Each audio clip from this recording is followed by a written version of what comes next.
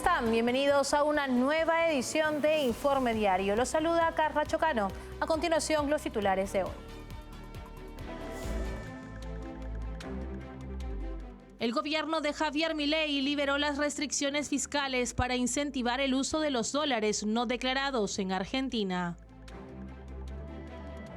El expresidente de Colombia, Iván Duque, exigió a la Corte Penal Internacional romper el silencio ante los crímenes de lesa humanidad cometidos por la dictadura de Nicolás Maduro en Venezuela. Finlandia advirtió sobre maniobras rusas en su frontera y acusa a Moscú de aplicar tácticas de guerra híbrida. El nuevo jefe de la Cancillería de Alemania, Thorsten Frey, advirtió que Europa debe salir de su zona de confort y adoptar sanciones mucho más duras contra Rusia. Vamos ahora con el desarrollo de la información. Les contamos que el presidente Javier Milei ha puesto en marcha una ambiciosa estrategia para avanzar hacia la dolarización de Argentina, sin depender de las reservas del Banco Central. Su plan se basa en liberar restricciones fiscales para incentivar el uso de los dólares no declarados que millones de argentinos guardan fuera del sistema financiero. Según el gobierno, si estos fondos ingresan a la economía, podrían acelerar la dolarización. El presidente Javier Milei ha lanzado una estrategia audaz para acelerar la dolarización de la economía argentina sin necesidad de reservas en el Banco Central, incentivar el uso de dólares no declarados que los ciudadanos han guardado fuera del sistema financiero formal. El gobierno estima que existen hasta 271.000 millones de dólares en ahorros no bancarizados, una cifra que, si se activa, podría reanimar la actividad económica y acelerar la dolarización endógena que propone Milei. Para facilitarlo, el Ejecutivo anunció la eliminación de normativas fiscales intrusivas. A partir de ahora, bancos, tarjetas de créditos y comercios ya no estarán obligados a informar al fisco sobre todas las compras de los contribuyentes. También se simplificará la información exigida en las declaraciones anuales de impuestos. El ministro de Economía, Luis Caputo, explicó que la medida busca remonetizar la economía, afectada por la contracción de pesos en circulación como parte del plan antiinflacionario. En lugar de emitir moneda local, Milei quiere que esa mayor demanda de dinero se supla con dólares. Este proceso puede realizarse en dólares, dijo Caputo. Milei sostiene que si la circulación de dólares se expande lo suficiente, potencialmente se podrá cerrar el Banco Central sin necesidad de un shock legal. Si las personas empiezan a usar los dólares que tienen bajo el colchón, llegará el punto en que habrá tantos dólares respecto a los pesos que podremos cerrar el Banco Central y liberarnos de los políticos ladrones para siempre, aseguró el presidente argentino. Y justamente la recuperación económica argentina comienza a reflejarse en indicadores concretos de consumo. Según informó El Economista, en los primeros meses del 2025, la compra-venta de viviendas creció más de un 40% interanual y la venta de autos usados alcanzaron su mejor abril en 30 años, impulsadas por la baja de tasas de interés, el regreso del crédito y la mejora del poder adquisitivo. De acuerdo con el análisis de El Economista, el cambio de tendencia responde a una serie de reformas estructurales impulsadas por el gobierno de Javier Milei, que han logrado contener el déficit fiscal, reducir drásticamente la inflación del 23% mensual en diciembre del 2023 al 2.8% en abril y reactivar el sistema financiero. La eliminación del cepo cambiario, el fin de las LELIQs y el superávit primario han permitido que los bancos dejen de financiar al Estado para volver a prestar a familias y empresas.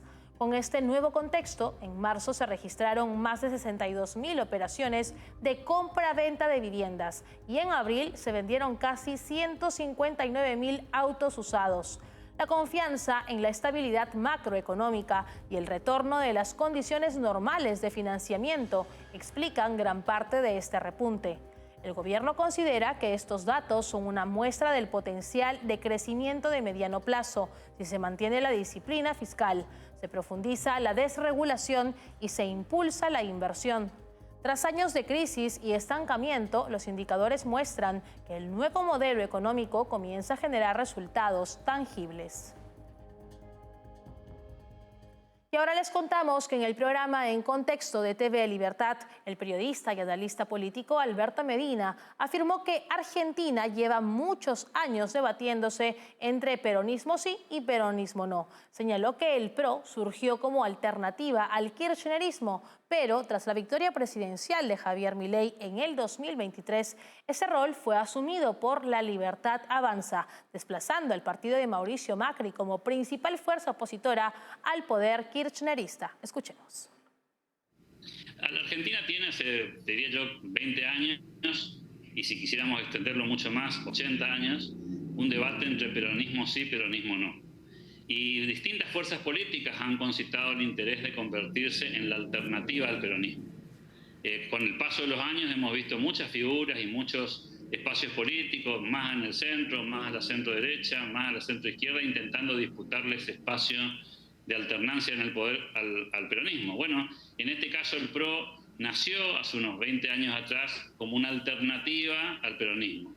Luego como una alternativa al kirchnerismo, siguió desarrollándose, pero claro, después de la elección del 2023, cuando Javier Milei gana la presidencial, el PRO deja de ocupar ese rol de alternativa al poder kirchnerista y lo ocupa La Libertad Avanza, el espacio del presidente de la Nación. Es decir, pierde sentido y lógica esa dinámica que se construyó durante muchos años y por lo tanto se dio ese lugar, ese espacio a una nueva fuerza política aluvional, como fue el caso de Javier Milei, y por supuesto empieza a desaparecer entonces el PRO, que es un partido ideológicamente indefinido, de centro podríamos llamar, con vertientes de centro izquierda y con vertientes de centro derecha, pierde esa posición de ser la posibilidad de desplazar al kirchnerismo, y ese rol lo ocupa hoy finalmente La Libertad Avanza, y más específicamente Javier Milei. En la ciudad de Buenos Aires, eso ahora se termina de confirmar con el triunfo de Manuel Adorni y el desplazamiento de una fuerza política que casi 20 años estuvo ahí de alguna manera disputando el poder, y por supuesto eso también, a mi juicio,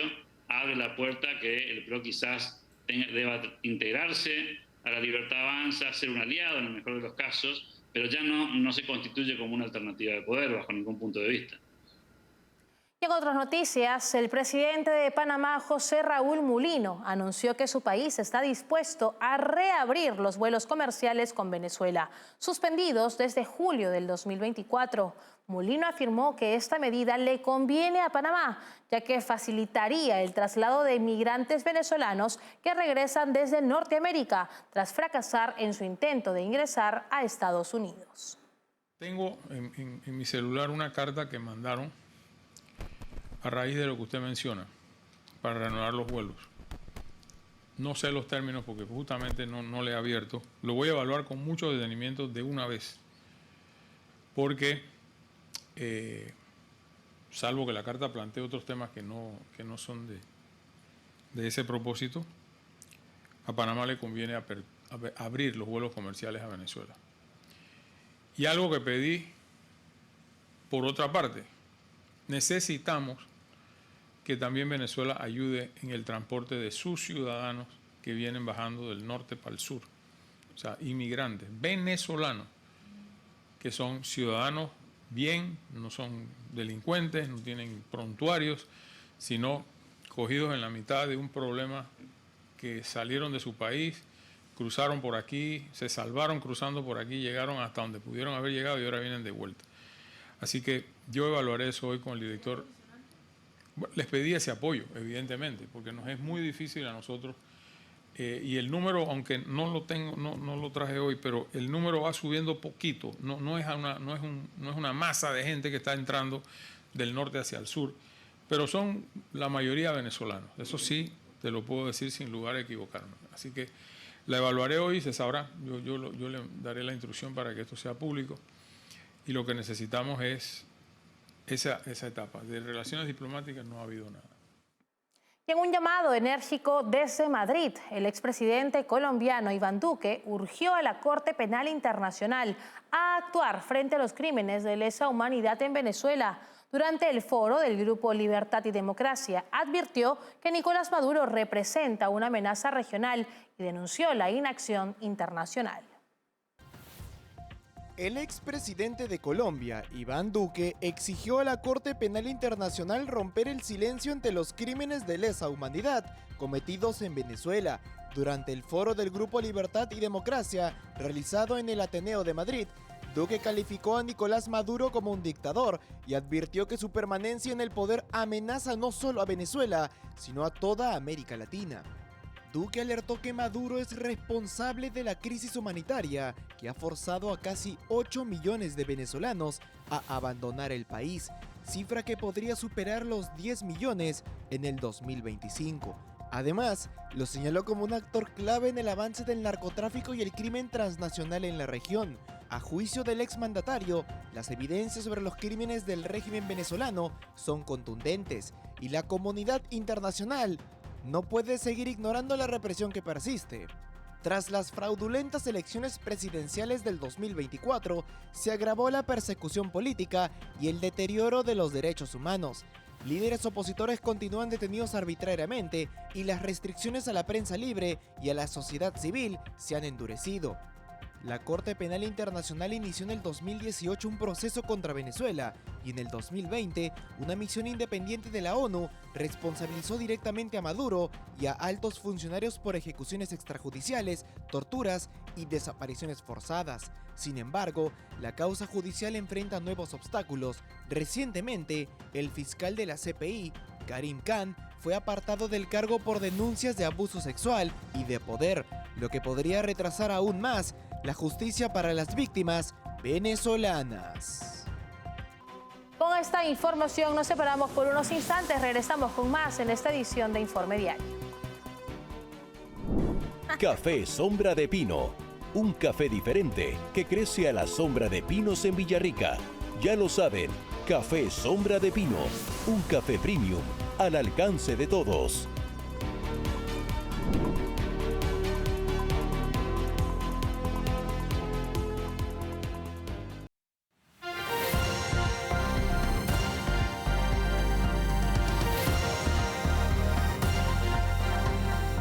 Continuamos en Informe Diario. El nuevo jefe de la Cancillería alemana, Thorsten Frey, instó a Europa a endurecer sus sanciones contra Rusia, incluyendo un posible veto al gas y uranio rusos y el uso de activos congelados para apoyar a Ucrania.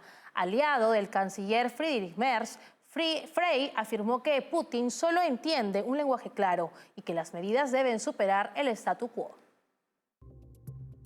El nuevo jefe de la Cancillería de Alemania, Thorsten Frey, advirtió que Europa debe salir de su zona de confort y adoptar sanciones mucho más duras contra Rusia, incluyendo un posible veto a las importaciones de gas y uranio y la utilización de activos rusos congelados para financiar la resistencia ucraniana. En entrevista con Reuters, Frey, aliado cercano del canciller Friedrich Merz, sostuvo que Putin solo entiende un lenguaje claro y que las medidas, como las actualmente en discusión dentro de la Unión Europea, deben ir más allá del statu quo si se quiere lograr un impacto real. Entre las opciones sobre la mesa se encuentran sanciones directas al gasoducto Nord Stream y a los ingresos rusos por materias primas estratégicas como el uranio. Además, el gobierno alemán respalda confiscar activos estatales rusos congelados siempre que sea jurídicamente viable. La postura alemana se ha endurecido luego de que Moscú rechazara los reiterados llamados europeos a un alto al fuego. Frey denunció que incluso mientras se celebraban conversaciones con Estambul, los ataques rusos continuaron e incluso se intensificaron. Para él, Putin juega con el tiempo y busca consolidar sus posiciones militares antes de cualquier negociación seria. Frey no descartó un aumento en la ayuda militar alemana a Ucrania, actualmente presupuestada en 7.000 millones de euros, aunque no especificó montos. El mensaje desde Berlín es claro: si Rusia sigue apostando por la fuerza, Europa debe responder con contundencia y determinación estratégica. Finlandia ha reforzado su preparación militar ante el aumento de actividad rusa cerca de su frontera de 1.340 kilómetros, la más extensa entre un país de la OTAN y Rusia. Imágenes satelitales muestran nuevas infraestructuras militares rusas, mientras Helsinki intensifica la vigilancia. Finlandia intensificó su preparación militar frente a la creciente actividad rusa cerca de su extensa frontera de 1.340 kilómetros, la más larga que un país de la OTAN comparte con Rusia. El mayor general Sami Nurmi, jefe de estrategia de las fuerzas de defensa finlandesas, advirtió que como nuevo miembro de la Alianza Atlántica, el país debe estar listo para el peor escenario posible. Imágenes satelitales reveladas por The New York Times muestran la construcción de nuevas infraestructuras militares por el lado ruso de la frontera, lo que confirma el refuerzo de su presencia armada. Las Fuerzas Armadas finlandesas monitorean constantemente estos movimientos, documentando tanto maniobras como cambios estructurales.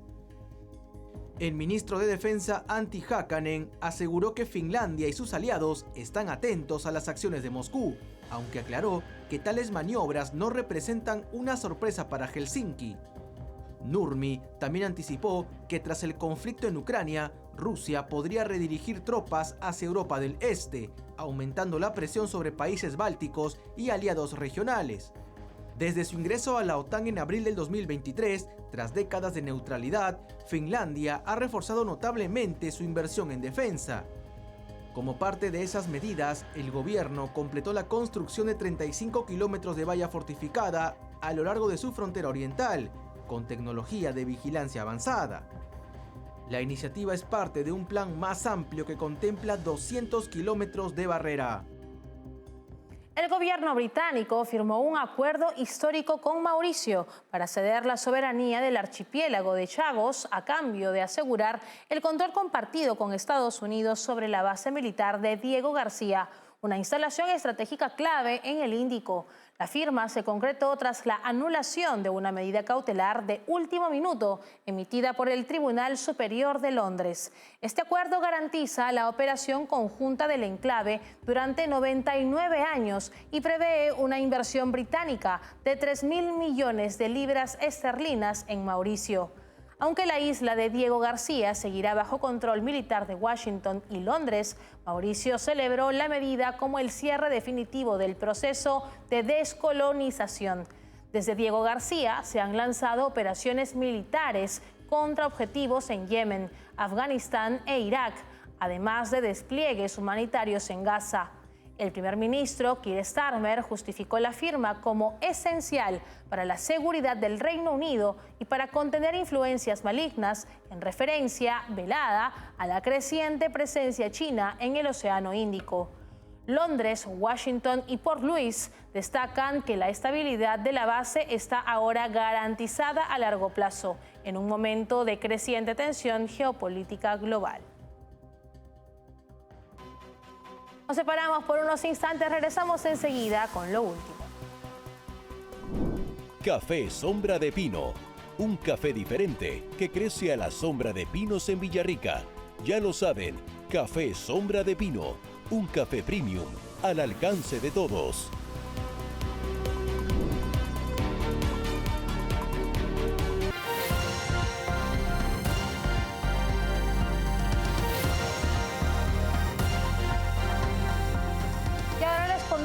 Que en su reunión en Banff, Canadá, los líderes del G7 suavizaron su postura sobre Rusia y evitaron mencionar los aranceles de Trump, optando por un enfoque centrado en la seguridad económica global.